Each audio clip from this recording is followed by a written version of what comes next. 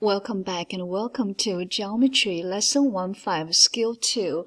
We're going to find the value of A and B.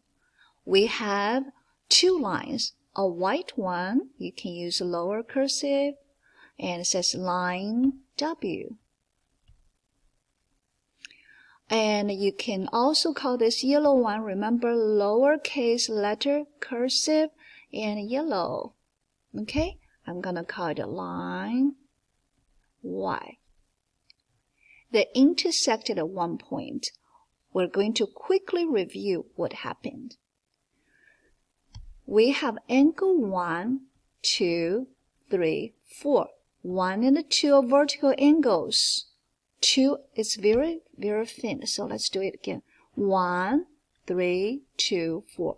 1 and 3 are vertical angles. 2 and 4 are vertical angles. That's from the previous lesson. Angle 1 and angle 4, they are linear pair, which means if I add them together, we get how many degrees? I hope you are thinking or maybe saying, I get 180. So I'm going to add these two angles together. I'm going to go ahead and do a vertical adding. Combine my like terms. Okay? And I have 9 plus 7, that's 16a, plus 20. Okay? And I add them together, I get a 180. Correct? That's by definition.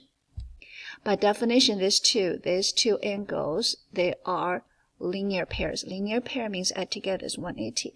All right, I'm going to subtract 20 each side and divide by 16 each side. So A is what? A is 10. Okay, I'm going to erase this. We got A is 10. Ask us also find B. If A is 10, see here is 7A, right? So 7 times 10, this is 70 degrees. And now another by definition. These two angles are vertical angles. Vertical angles always congruent. So if you are 70, I'm also 70. Therefore, 2B is also 70. B is 35. We are done. That's it. That's your skill 2. With this skill, you will be able to solve lots of problems in this lesson. Happy learning.